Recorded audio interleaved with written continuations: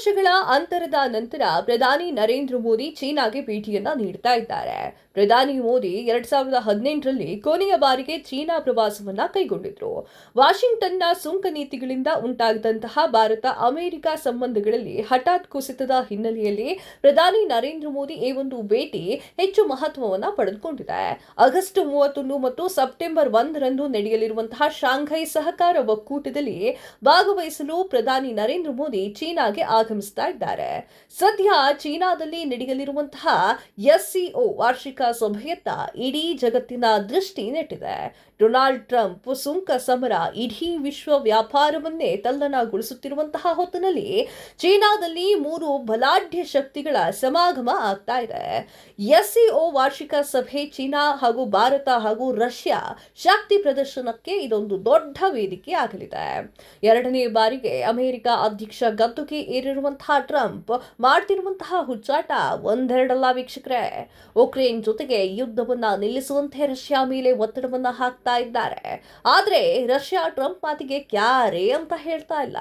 ಇನ್ನು ರಷ್ಯಾದಿಂದ ತೈಲ ಖರೀದಿ ಮಾಡ್ತಿದ್ದೀವಿ ಅನ್ನುವಂತಹ ಒಂದೇ ಒಂದು ಕಾರಣಕ್ಕೆ ಟ್ರಂಪ್ ಭಾರತದ ವಸ್ತುಗಳ ಮೇಲೆ ಅತ್ಯಧಿಕ ಅಂದ್ರೆ 50% ತೆರಿಗೆಯನ್ನ ಹಾಕ್ತಾ ಇದ್ದಾರೆ.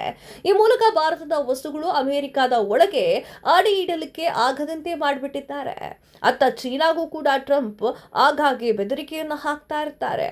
ಈ ಹಿಂದೆ ಚೀನಾ ಮೇಲೂ ಕೂಡ ಟ್ರಂಪ್ ಯದ್ವಾ ತದ್ವಾ ಟ್ಯಾಕ್ಸ್ ಅನ್ನು ಹಾಕಿದ್ರು. ಚೀನಾ ಕೂಡ ಅಮೆರಿಕದ ವಸ್ತುಗಳ ಮೇಲೆ ಪ್ರತಿ ಸುಂಕ ಹಾಕಿ ತಿರುಗೇಟನ್ನು ನೀಡಿತ್ತು. ಸುಂಕ ಹಾಕಿ ಭಾರತವನ್ನ ಬಗ್ಗಿಸಬಹುದು ಅನ್ನೋದು ಡೊನಾಲ್ಡ್ ಟ್ರಂಪ್ ಅವರ ಲೆಕ್ಕಾಚಾರವಾಗಿತ್ತು. ಆದರೆ ಇದೀಗ ಭಾರತ ಅಮೆರಿಕಕ್ಕೂ ಕೂಡ ಸೆಡ್ಡನ್ನ ಹೊಡೆಯಬಲ್ಲದು ಅನ್ನೋದನ್ನ ಮೋದಿ ಸರ್ಕಾರ ಎತ್ತು ತೋರಿಸ್ತಾ ಇದೆ. ವಿಶ್ವ ಭೌಗೋಳಿಕ ರಾಜಕೀಯವೇ ಉಲ್ಟಾ ಪಲ್ಟಾ ಆಗುವಂತಹ ಲಕ್ಷಣಗಳು ಕಾಣಿಸ್ತಾ ಇದ್ದಾವೆ. ಅಮೆರಿಕಾದಿಂದ ಸಮಾನವಾಗಿ ದೃಷ್ಟಿಸಲ್ಪಟ್ಟಿರುವಂತಹ ಭಾರತ ಹಾಗೂ ರಷ್ಯಾ ನಡುವೆ ದಶಕಗಳಿಂದ ಘನಿಷ್ಠ ಸ್ನೇಹ ಸಂಬಂಧವಿದೆ. ಆದ್ರೆ ಇಲ್ಲಿ ಕುತೂಹಲಕಾರಿ ಸಂಗತಿ ಏನು ಅಂತಂದ್ರೆ, ಶತ್ರು ರಾಷ್ಟ್ರಗಳು ಅಂತಾನೆ ಗುರುತಿಸಲ್ಪಟ್ಟಿರುವಂತಹ ಚೀನಾ ಹಾಗೂ ಭಾರತ ಅಮೆರಿಕದ ಸುಂಕ ಸಮರದಿಂದ ಹತ್ತಿರವಾಗ್ತಾ ಇದ್ದಾವೆ.